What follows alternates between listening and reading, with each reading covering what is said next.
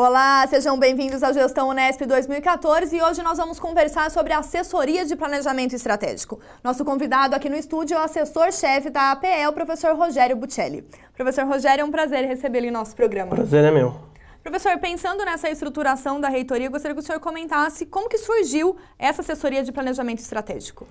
Essa assessoria, ela surgiu no começo da gestão do professor Hermann, por conta de uma experiência do próprio professor Hermann na época, que era assessor da assessoria de planejamento e orçamento. A APLO. A APLO. Na oportunidade, a APLO ela era constituída de 3 grupos. Um deles, ao qual eu coordenava, era o grupo de planejamento estratégico, onde tinha uma série de atribuições que a assessoria de planejamento estratégico acabou carregando, mas logo que ele assumiu a reitoria, ele e o professor Dorigan me convidaram para assumir essa nova assessoria, com a seguinte finalidade: elaborar um plano de desenvolvimento institucional, junto com as pró-reitorias. Então, a assessoria que é o famoso PDI. Que é o famoso PDI. A assessoria de planejamento estratégico, ela foi criada com essa incumbência, mas no decorrer de todo esse período, desde da gestão do professor Hermann, ela acabou assumindo uma série de coisas, inclusive que o próprio grupo já coordenava. Por exemplo, toda a representação no CRUESP está com a assessoria, a representação técnica está com a assessoria de planejamento estratégico. Então, é a assessoria de planejamento estratégico que, junto com o reitor e os outros reitores, faz parte das discussões técnicas e políticas dentro do Conselho de Reitores das universidades. Para que a gente entenda a relevância dessas ações estratégicas dentro da universidade, para pensar a universidade como um todo, né, começando pelo PDI, né, como que o senhor vem analisando essa distribuição, esse planejamento, né, para o desenvolvimento da instituição, uma vez que há essa pretensão da universidade se tornar de classe mundial, uma universidade de excelência? Em que medida o PDI vem contribuindo para essa meta, professor? Olha, eu acho que o PDI, se eu olhar as outras universidades, e não só universidades do Brasil, mas universidades latino-americanas, o PDI é uma grande inovação no caso da Unesp, né, e no caso do Brasil, com certeza. Em que sentido? Primeiro que é um plano de desenvolvimento que consegue colocar, embutir nele recurso orçamentário, ou seja, não é um plano que fica simplesmente na esfera de metas, que fica na esfera do desejo, mas ele se propõe com recurso orçamentário fazer aquilo que é factível que seja feito, dado, lógico, as limitações orçamentárias. E segundo, que envolve praticamente que toda a comunidade através das pró-reitorias e das assessorias. Ou seja, o PDI ele consegue transformar um plano de gestão num plano de desenvolvimento da instituição, ou seja, ultrapassa os 4 anos. Do ponto de vista prático, não se consegue, no final de um mandato, brecar ações num plano de desenvolvimento institucional, porque muitas dessas ações são de 5, 6 anos e começam no meio de um mandato. Então, se vocês acabam um mandato e começa um outro mandato e vem uma proposta de revisão do PDI, com certeza aquilo que tem continuidade não poderá ser brecado, sob pena de prejudicar as metas e as ações em andamento. Isso nas dimensões tanto do gabinete quanto das pró-reitorias. Sim. Anterior ao PDI, os planos eles começavam e terminavam no mandato.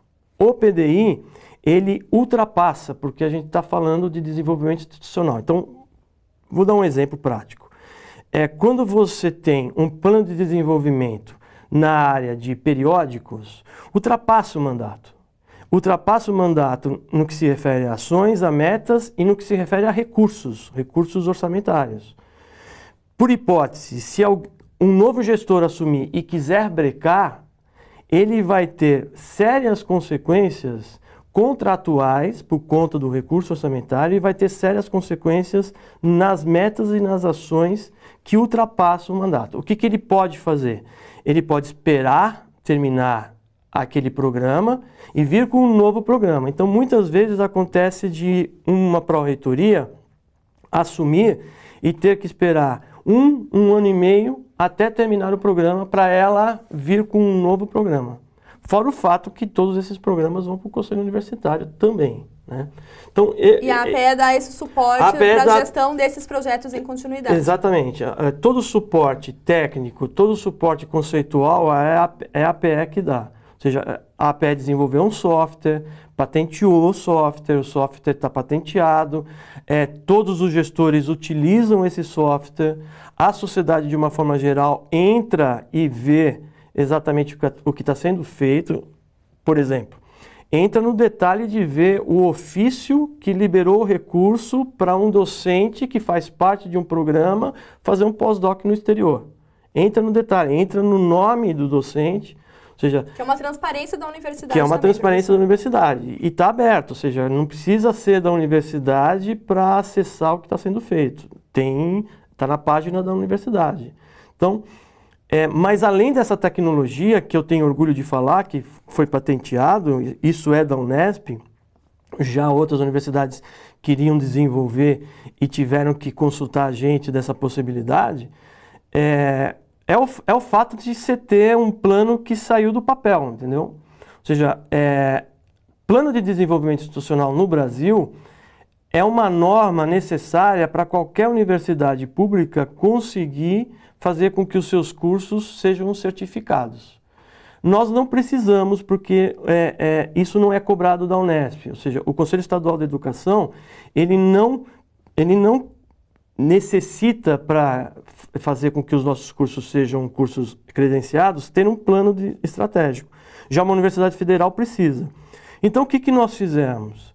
Por que não utilizar essa ideia, que é uma ideia boa, de um plano de desenvolvimento institucional com todo um conceito de planejamento estratégico e colocar o orçamento dentro e fazer com que a universidade pense no longo prazo de forma estratégica?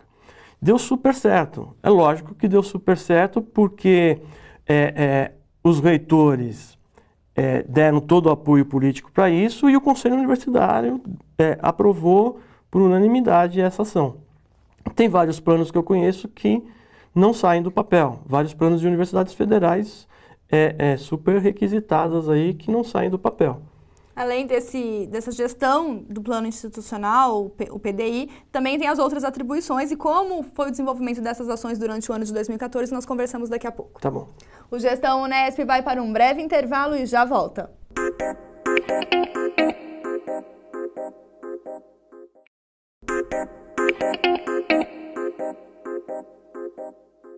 O Gestão Unesp 2014 está de volta e hoje nós conversamos sobre a assessoria de planejamento estratégico com o professor Rogério Buccelli. Professor, dentro da perspectiva, o PDI é uma grande ação encabeçada por vocês, mas também temos outras atividades, né, dentro da APE com a sua equipe e eu gostaria que o senhor fizesse um balanço dessas atividades em relação ao ano de 2014. Tem outras coisas tão importantes quanto, por exemplo, todos os dados acadêmicos, todos os dados administrativos que estão no anuário estatístico e que serve como referência para vários trabalhos, entre os trabalhos, os famosos rankings, os dados saem do anuário, isso tem sido de extrema importância para a APE e para a universidade como um todo. Ou seja, todos os dados que são públicos estão nesse anuário estatístico, que também está praticamente totalmente informatizado, né? Ou seja, se preenche online também. Fora isso, a APE também é de responsabilidade da APE a gestão de informações, que a gente chama de gestão de informações estratégicas, onde isso não, exatamente porque é estratégico, isso não está aberto. A gente compara esses dados com outras instituições de ensino superior no Brasil e no mundo, né? Então, por exemplo, a gente compara a carga horária docente das nossas universidades e da Unesp em particular com universidades estrangeiras, universidades que são as ranqueadas. Para que essas informações? Para tomada de decisão. Então, a gente municia os gestores dessas informações, faz essa análise comparativa, exatamente para que tenha-se, no mínimo, um perfil, um panorama do que é a Unesp nesse contexto do ensino superior. Um contexto, diga-se de passagem, extremamente conturbado no ano de 2014, por conta do que foi o ano de 2014. Quando aparece na mídia que a maior instituição universitária pública do país está em crise financeira, obviamente aparece isso, a demanda vem para nós também. Tá? E o ano de 2014 foi um ano onde a APE foi requisitada exatamente para mostrar que crise que é essa, se essa crise está na mesma proporção que a crise dessa maior universidade, se nós vamos entrar numa crise igual ou pior. Então a APE acaba municiando os gestores exatamente nesse sentido de mostrar o tamanho desse problema, que não é só financeiro, é institucional também. Eu chamo isso de uma crise de modelo de universidade pública no Brasil, que em alguns momentos isso explode pelo lado financeiro, em outros momentos isso aparece por você não suprir a necessidade que a sociedade quer que a gente faça. É investir na finalidade de uma universidade, que é essa formação acadêmica de qualidade. A grande pergunta que a APE faz com uma certa constância e que isso acaba aparecendo nesses momentos de crise é qual é efetivamente o papel de uma universidade pública no Brasil, em particular no estado de São Paulo. Ou seja, a gente tem que suprir todas as demandas por vagas de graduação e pós-graduação. Qual é o papel da universidade pública no estado de São Paulo que, ao assumir esse papel, deixa de lado o ensino privado? Ou seja, essas perguntas a gente tem que responder e municiar os gestores para que, nos fóruns adequados, os gestores possam se posicionar do ponto de vista político. Não é uma pergunta fácil de ser respondida, porque tem várias respostas, depende do prisma que você olha. Se somando a isso, você tem um problema que em 2014 apareceu de forma aguda, é a falta de recurso orçamentário. A falta de recurso orçamentário / financeiro, né?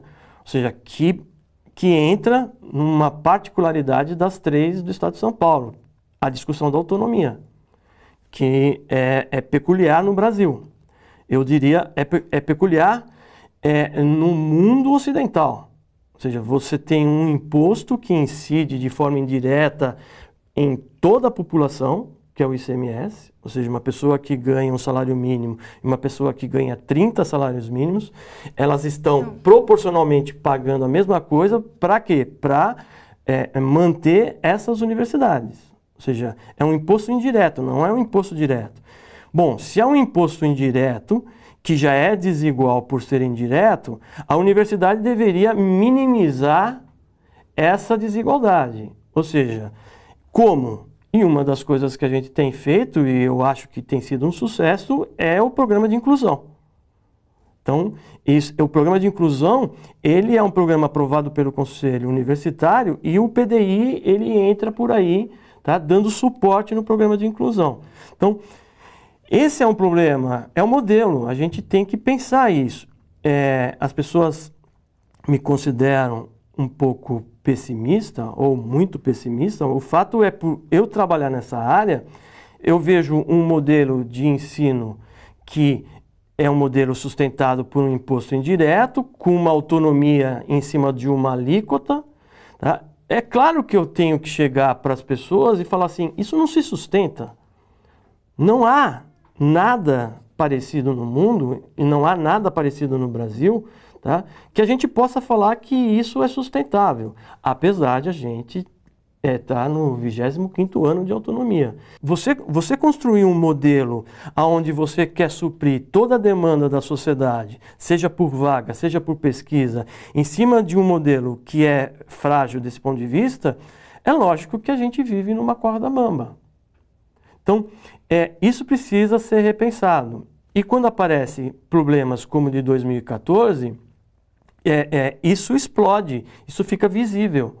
Quando você fala que tudo que vem vai para salário, um cidadão chega e fala assim, como é que pode uma universidade destinar tudo para salário? Então, é preocupante. Você tem que ter estratégia para atuar junto com a sociedade, junto com o governo do estado e, lógico, com a imprensa. E mostrar o porquê que isso ocorre e de forma Que é a questão ocorre. da transparência que nós comentamos anteriormente. Você tem que mostrar claramente o que a universidade faz. Quando no ano de 2014 se discute salário, quando no ano de 2014 se discute o que vai ser a Unesp nos próximos 25 anos, ou o que vai ser a Unesp nos próximos 40 anos, que ela vai fazer em 2016, 40 anos, é exatamente levantar todas essas informações e mesmo que a gente tenha limitações institucionais, mesmo que a gente tenha que levar esse debate, os gestores têm que saber para onde ir. Uma pergunta que eu faço isso, né? O modelo de graduação é um modelo que vai se perdurar nos próximos 10 anos?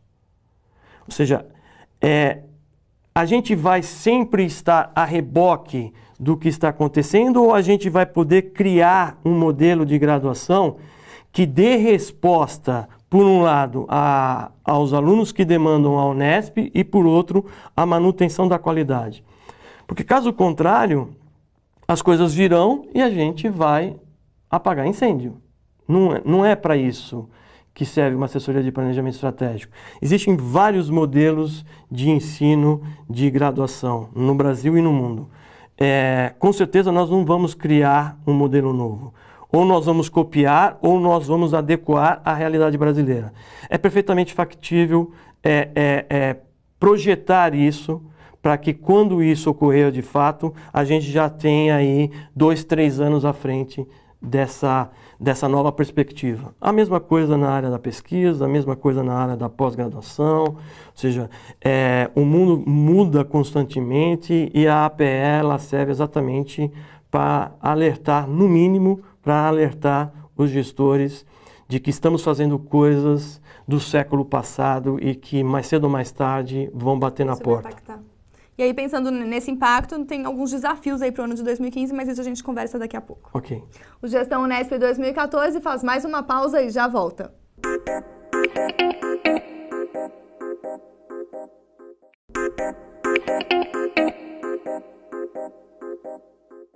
Estamos de volta com o Gestão Unesp 2014 e agora é o momento de conhecermos mais um funcionário da equipe Unesp.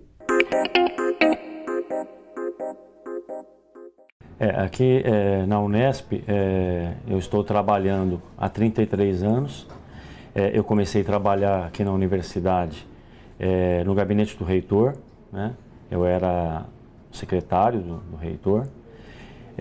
Depois fui para a APLO, né? Assessoria de Planejamento e Orçamento. Da Assessoria de Planejamento e Orçamento, eu fui trabalhar também na Assessoria de Comunicação e Imprensa, aqui da Unesp. Trabalhei por uns 2 anos, né? E depois da imprensa voltei para a APLO novamente, né? Aí na APLO nós tínhamos lá alguns grupos que compunham a APLO e um desses grupos era o grupo de planejamento estratégico, né? No qual eu trabalhava. A minha função aqui, ela é uma função onde a gente cuida assim, de orçamento, né? Tem um sistema chamado CIAFEM, que é um sistema que gere recursos que são oriundos do Tesouro, que entram na universidade, né? E trabalhamos com relatórios diversos e vários atendimentos que a gente faz também para outras áreas aqui da reitoria da Unesp. E um dos nossos trabalhos aqui, que eu me sinto meio pai desse trabalho, né? É o Anuário Estatístico da Unesp, né? Nós começamos com esse anuário aqui no ano de 2001, né? Estamos em 2014, e eu espero que ele se torne cada vez mais um instrumento de trabalho para toda a universidade. Dentro da universidade é a menina dos meus olhos, né? O Anuário Estatístico. E aqui no estúdio nós continuamos a nossa conversa com o professor Rogério Buccelli, assessor-chefe da Assessoria de Planejamento Estratégico. Professor, dentro dessa dimensão que o senhor pontuou de questionar que modelo é esse de universidade que nós temos no Brasil, que perspectivas que a APE traz para a nossa universidade agora em 2015, desculpa. Então, eu vou falar de duas maneiras, vou colocar de duas maneiras. A primeira é de curtíssimo prazo, o ano de 2015, e a outra é 2016 para frente. O ano de 2015, na perspectiva financeira orçamentária, não vai ser um ano bom. E não vai ser um ano bom não por conta das finanças da Unesp. Não vai ser um ano bom porque não será um ano bom para o Brasil de uma forma geral. Seria, com certeza, pior se a Unesp não tivesse condições financeiras de arcar com um ano ruim. Ou seja, esse é um grande fator que vale a pena eu dedicar alguns minutos. A autonomia de gestão financeira permitiu à Unesp a ter condições financeiras de suprir necessidades de despesas que são prementes, não são despesas exageradas, a gente não pode falar que pagar bolsa de estudo é um exagero. Então, são despesas prementes que, por conta da autonomia, a gente consegue, mesmo com um ano ruim, pagar essa despesa. O que a gente não consegue, ou o que a gente não pode fazer, é suplantar aquilo que a gente vem fazendo. Mas a autonomia serve para isso, serve exatamente para que a gente possa ter, em anos ruins, condições de suprir aquilo que é premente. Então, não é um problema da Unesp, é um problema do Brasil, aonde a Unesp, por conta da autonomia, vai saber muito bem lidar com esse problema. Vai saber muito bem fazer com que 2015 passe. Agora, o que eu acho que é um problema da Unesp e, do meu ponto de vista, como eu disse no bloco anterior, eu sou funcionário para isso. Para mim é 2016, 2017, ou seja, para mim está claro, e desculpa eu insistir, o modelo de universidade brasileira, o modelo de ensino no Brasil, ele não pode continuar sendo dessa forma. E não pode por quê? Porque ele é caro. É um modelo caro. Nós temos 90% do nosso corpo docente em regime de dedicação integral. Se nós acharmos que é esse o modelo ideal, e abra um parênteses, esse modelo é sui generis no Brasil, é sui generis, se nós acharmos, a gente precisa convencer a sociedade de que esse é o modelo. 9,57 do ICMS não dá para esse modelo. Não dá. Ou seja, a gente precisa, portanto, mostrar para a sociedade, mesmo sabendo que esse modelo não é um modelo que tem parâmetro em qualquer lugar do mundo, a gente tem que mostrar para a sociedade que esse modelo é o modelo ideal para o Brasil. Eu acho que nós perdemos nessa disputa política, porque eu vejo claramente o que acontece tanto na Assembleia Legislativa do Estado de São Paulo, como o que acontece no Congresso Nacional, a discussão sobre financiamento das universidades. A gente precisaria convencer a classe política. Eu acho que essa briga nós perdemos. Então a gente tem que ter um plano B. E não é só na questão do regime de dedicação, é no modo de ensino. Ou seja, a gente tem que ter a coragem de pensar um ensino de graduação e de pós-graduação onde a carga horária seja uma carga horária de aula presencial menor do que há 10 anos atrás. A gente tem que usar tecnologia para exatamente suprir essa necessidade, sem prejuízo da qualidade. É perfeitamente possível isso. Então, eu sei que esse inovar dentro da universidade, dos métodos de ensino. E eu tenho ciência que esse é um debate que, dependendo do fórum que eu colocar, eu vou ser metralhado. Mas tem que ser feito esse debate como a gente faz pesquisa, com seriedade, levantando hipóteses, levantando questionamentos, levantando os porquê não fazer isso e o porquê fazer isso. O fato é que eu não consigo perceber, tem cursos nossos que ultrapassem muito a carga horária estipulada para o MEC, eu não consigo perceber você formar pessoas, tá, com 5 anos. 5 anos para um aluno que já entra sabendo muita coisa.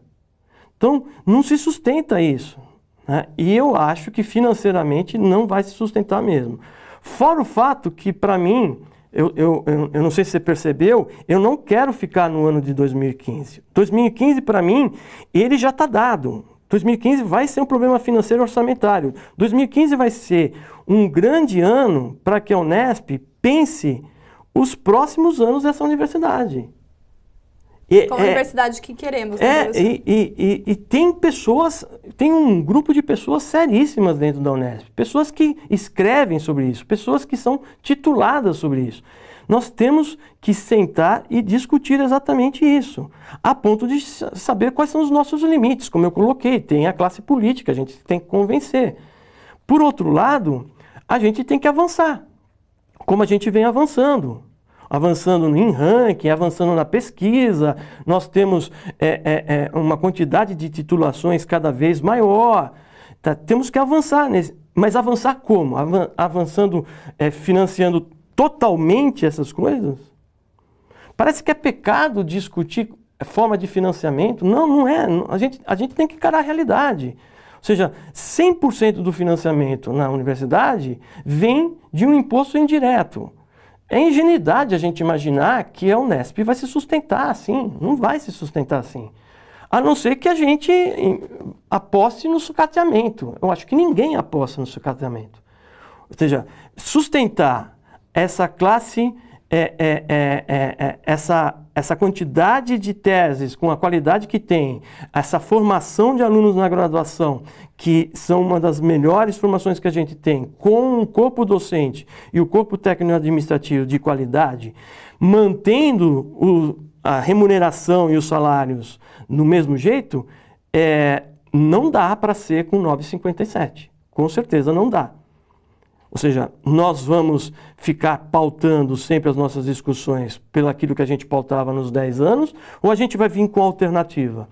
Essas alternativas que eu acho que o grande pulo do gato em 2015. A gente tem que fazer esse debate com essas pessoas sérias que a Unesp tem.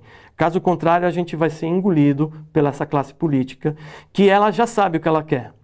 Ela quer mais vagas, independente da qualidade.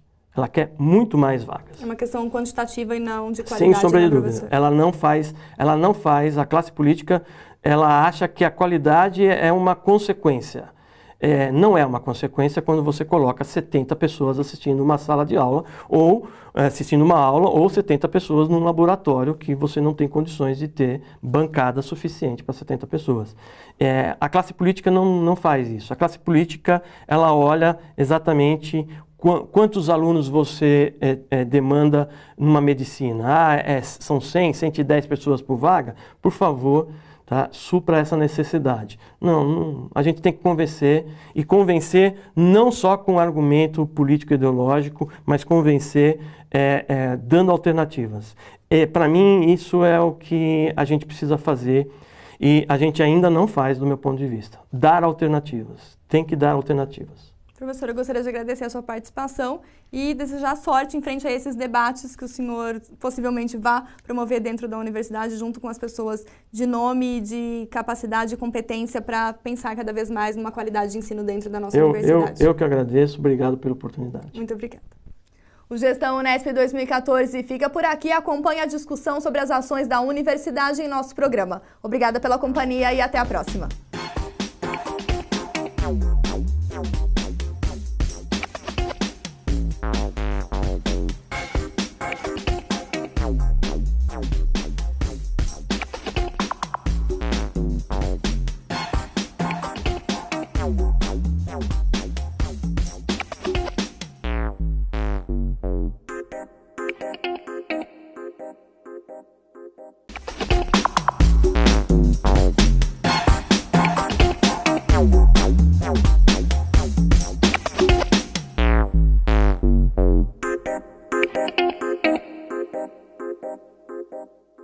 Olá, sejam bem-vindos ao Gestão Unesp 2014 e hoje nós vamos conversar sobre assessoria de planejamento estratégico. Nosso convidado aqui no estúdio é o assessor-chefe da APE, o professor Rogério Buccelli. Professor Rogério, é um prazer recebê-lo em nosso programa. Prazer é meu. Professor, pensando nessa estruturação da reitoria, eu gostaria que o senhor comentasse como que surgiu essa assessoria de planejamento estratégico. Essa assessoria, ela surgiu no começo da gestão do professor Hermann, por conta de uma experiência do próprio professor Hermann na época, que era assessor da assessoria de planejamento e orçamento. A APLO. A APLO. Na oportunidade, a APLO ela era constituída de 3 grupos. Um deles, ao qual eu coordenava, era o grupo de planejamento estratégico, onde tinha uma série de atribuições que a assessoria de planejamento estratégico acabou carregando, mas logo que ele assumiu a reitoria, ele e o professor Dorigan me convidaram para assumir essa nova assessoria, com a seguinte finalidade: elaborar um plano de desenvolvimento institucional, junto com as pró-reitorias. Então, a assessoria que é o famoso PDI. Que é o famoso PDI. A assessoria de planejamento estratégico, ela foi criada com essa incumbência, mas no decorrer de todo esse período, desde da gestão do professor Hermann, ela acabou assumindo uma série de coisas, inclusive que o próprio grupo já coordenava. Por exemplo, toda a representação no CRUESP está com a assessoria, a representação técnica está com a assessoria de planejamento estratégico. Então, é a assessoria de planejamento estratégico que, junto com o reitor e os outros reitores, faz parte das discussões técnicas e políticas dentro do Conselho de Reitores das universidades. Para que a gente entenda a relevância dessas ações estratégicas dentro da universidade para pensar a universidade como um todo, né, começando pelo PDI, né, como que o senhor vem analisando essa distribuição, esse planejamento, né, para o desenvolvimento da instituição, uma vez que há essa pretensão da universidade se tornar de classe mundial, uma universidade de excelência? Em que medida o PDI vem contribuindo para essa meta, professor? Olha, eu acho que o PDI, se eu olhar as outras universidades, e não só universidades do Brasil, mas universidades latino-americanas, o PDI é uma grande inovação no caso da Unesp, né, e no caso do Brasil, com certeza. Em que sentido? Primeiro que é um plano de desenvolvimento que consegue colocar, embutir nele recurso orçamentário, ou seja, não é um plano que fica simplesmente na esfera de metas, que fica na esfera do desejo, mas ele se propõe com recurso orçamentário fazer aquilo que é factível que seja feito, dado, lógico, as limitações orçamentárias. E segundo, que envolve praticamente que toda a comunidade através das pró-reitorias e das assessorias. Ou seja, o PDI ele consegue transformar um plano de gestão num plano de desenvolvimento da instituição, ou seja, ultrapassa os 4 anos.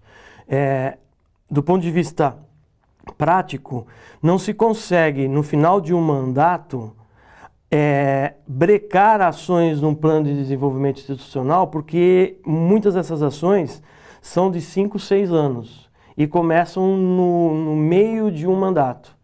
Então, se vocês acabam um mandato e começa um outro mandato e vem uma proposta de revisão do PDI, com certeza aquilo que tem continuidade não poderá ser brecado, sob pena de prejudicar as metas e as ações em andamento. Isso nas dimensões tanto do gabinete quanto das pró-reitorias. Sim.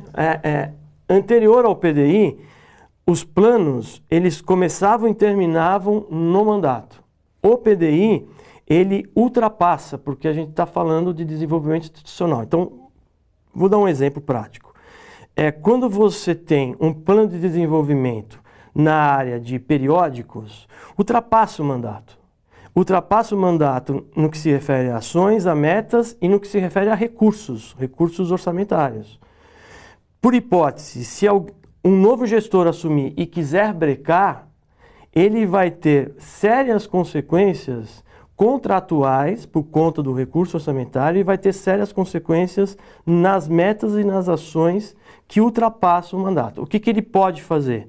Ele pode esperar terminar aquele programa e vir com um novo programa. Então, muitas vezes acontece de uma pró-reitoria assumir e ter que esperar um ano e meio até terminar o programa para ela vir com um novo programa. Fora o fato que todos esses programas vão para o Conselho Universitário também, né? Então, e a APE dá esse suporte para a gestão desses projetos em continuidade. Exatamente. Todo o suporte técnico, todo o suporte conceitual é a APE que dá. Ou seja, a APE desenvolveu um software, patenteou o software está patenteado, todos os gestores utilizam esse software, a sociedade, de uma forma geral, entra e vê exatamente o que está sendo feito. Por exemplo, entra no detalhe de ver o ofício que liberou o recurso para um docente que faz parte de um programa fazer um pós-doc no exterior. Entra no detalhe, entra no nome do docente, ou seja... Que é uma transparência da universidade. Que é uma transparência da universidade. E está aberto, ou seja, não precisa ser da universidade para acessar o que está sendo feito. Está na página da universidade. Então... mas além dessa tecnologia, que eu tenho orgulho de falar, que foi patenteado, isso é da Unesp, já outras universidades queriam desenvolver e tiveram que consultar a gente dessa possibilidade, é o fato de você ter um plano que saiu do papel, entendeu? Ou seja, plano de desenvolvimento institucional no Brasil é uma norma necessária para qualquer universidade pública conseguir fazer com que os seus cursos sejam certificados. Nós não precisamos, porque isso não é cobrado da Unesp, ou seja, o Conselho Estadual de Educação, ele não necessita, para fazer com que os nossos cursos sejam cursos credenciados, ter um plano estratégico. Já uma universidade federal precisa. Então, o que nós fizemos? Por que não utilizar essa ideia, que é uma ideia boa, de um plano de desenvolvimento institucional com todo um conceito de planejamento estratégico e colocar o orçamento dentro e fazer com que a universidade pense no longo prazo de forma estratégica? Deu super certo. É lógico que deu super certo porque os reitores deram todo o apoio político para isso e o Conselho Universitário aprovou por unanimidade essa ação. Tem vários planos que eu conheço que não saem do papel, vários planos de universidades federais super requisitadas aí que não saem do papel. Além dessa gestão do plano institucional, o PDI, também tem as outras atribuições e como foi o desenvolvimento dessas ações durante o ano de 2014, nós conversamos daqui a pouco. Tá bom. O Gestão Unesp vai para um breve intervalo e já volta.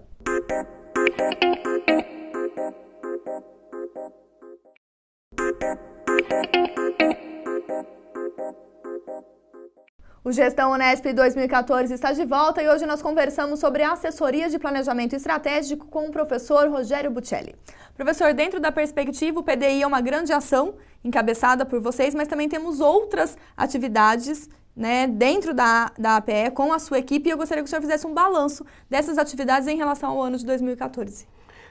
Tem outras coisas tão importantes quanto, por exemplo, todos os dados acadêmicos, todos os dados administrativos que estão no anuário estatístico e que serve como referência para vários trabalhos, entre os trabalhos, os famosos rankings, os dados saem do anuário, isso tem sido de extrema importância para a APE e para a universidade como um todo. Ou seja, todos os dados que são públicos estão nesse anuário estatístico, que também está praticamente totalmente informatizado, né? Ou seja, se preenche online também. Fora isso, a APE também é de responsabilidade da APE a gestão de informações, que a gente chama de gestão de informações estratégicas, onde isso não, exatamente porque é estratégico, isso não está aberto. A gente compara esses dados com outras instituições de ensino superior no Brasil e no mundo, né? Então, por exemplo, a gente compara a carga horária docente das nossas universidades e da Unesp em particular com universidades estrangeiras, universidades que são as ranqueadas. Para que essas informações? Para tomada de decisão. Então, a gente municia os gestores dessas informações, faz essa análise comparativa, exatamente para que tenha-se, no mínimo, um perfil, um panorama do que é a Unesp nesse contexto do ensino superior. Um contexto, diga-se de passagem, extremamente conturbado no ano de 2014 por conta do que foi o ano de 2014. Quando aparece na mídia que a maior instituição universitária pública do país está em crise financeira, obviamente aparece isso, a demanda vem para nós também. Tá? E o ano de 2014 foi um ano onde a APE foi requisitada exatamente para mostrar que crise que é essa, se essa crise está na mesma proporção que a crise dessa maior universidade, se nós vamos entrar numa crise igual ou pior. Então a APE acaba municiando os gestores exatamente nesse sentido de mostrar o tamanho desse problema, que não é só financeiro, é institucional também. Eu chamo isso de uma crise de modelo de universidade pública no Brasil, que em alguns momentos isso explode pelo lado financeiro, em outros momentos isso aparece por você não suprir a necessidade que a sociedade quer que a gente faça. É investir na finalidade de uma universidade, que é essa formação acadêmica de qualidade. A grande pergunta que a APE faz com uma certa constância e que isso acaba aparecendo nesses momentos de crise é qual é efetivamente o papel de uma universidade pública no Brasil, em particular no estado de São Paulo. Ou seja, a gente tem que suprir todas as demandas por vagas de graduação e pós-graduação. Qual é o papel da universidade pública no estado de São Paulo que, ao assumir esse papel, deixa de lado o ensino privado? Ou seja, essas perguntas a gente tem que responder e municiar os gestores para que, nos fóruns adequados, os gestores possam se posicionar do ponto de vista político. Não é uma pergunta fácil de ser respondida, porque tem várias respostas, depende do prisma que você olha. Se somando a isso, você tem um problema que em 2014 apareceu de forma aguda, é a falta de recurso orçamentário. A falta de recurso orçamentário / financeiro, né? Ou seja, que entra numa particularidade das 3 do estado de São Paulo, a discussão da autonomia, que é peculiar no Brasil. Eu diria, é peculiar no mundo ocidental. Ou seja, você tem um imposto que incide de forma indireta em toda a população, que é o ICMS, ou seja, uma pessoa que ganha um salário mínimo e uma pessoa que ganha 30 salários mínimos, elas estão proporcionalmente pagando a mesma coisa. Para quê? Para manter essas universidades. Ou seja, é um imposto indireto, não é um imposto direto. Bom, se é um imposto indireto, que já é desigual por ser indireto, a universidade deveria minimizar essa desigualdade. Ou seja, como? E uma das coisas que a gente tem feito, e eu acho que tem sido um sucesso, é o programa de inclusão. Então, o programa de inclusão, ele é um programa aprovado pelo Conselho Universitário e o PDI, ele entra por aí, tá, dando suporte no programa de inclusão. Então, esse é um problema, é um modelo, a gente tem que pensar isso. As pessoas me consideram um pouco pessimista ou muito pessimista. O fato é, por eu trabalhar nessa área, eu vejo um modelo de ensino que é um modelo sustentado por um imposto indireto, com uma autonomia em cima de uma alíquota. Tá? É claro que eu tenho que chegar para as pessoas e falar assim, isso não se sustenta. Não há nada parecido no mundo, e não há nada parecido no Brasil, tá, que a gente possa falar que isso é sustentável, apesar de a gente estar no 25º ano de autonomia. Você construir um modelo onde você quer suprir toda a demanda da sociedade, seja por vaga, seja por pesquisa, em cima de um modelo que é frágil desse ponto de vista, é lógico que a gente vive numa corda bamba. Então, isso precisa ser repensado. E quando aparecem problemas como o de 2014, isso explode, isso fica visível. Quando você fala que tudo que vem vai para salário, um cidadão chega e fala assim, como é que pode uma universidade destinar tudo para salário? Então, é preocupante. Você tem que ter estratégia para atuar junto com a sociedade, junto com o governo do estado e, lógico, com a imprensa e mostrar o porquê que isso ocorre e de forma Que é a questão da ocorre. transparência que nós comentamos anteriormente. Você tem que mostrar claramente o que a universidade faz. Quando no ano de 2014 se discute salário, quando no ano de 2014 se discute o que vai ser a Unesp nos próximos 25 anos, ou o que vai ser a Unesp nos próximos 40 anos, que ela vai fazer em 2016, 40 anos, é exatamente levantar todas essas informações e mesmo que a gente tenha limitações institucionais, mesmo que a gente tenha que levar esse debate, os gestores têm que saber para onde ir. Uma pergunta que eu faço isso, né? O modelo de graduação é um modelo que vai se perdurar nos próximos 10 anos? Ou seja, a gente vai sempre estar a reboque do que está acontecendo ou a gente vai poder criar um modelo de graduação que dê resposta, por um lado, aos alunos que demandam a Unesp e, por outro, a manutenção da qualidade?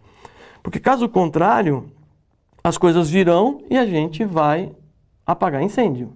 Não é para isso que serve uma assessoria de planejamento estratégico. Existem vários modelos de ensino de graduação no Brasil e no mundo.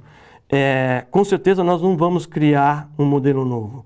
Ou nós vamos copiar ou nós vamos adequar à realidade brasileira.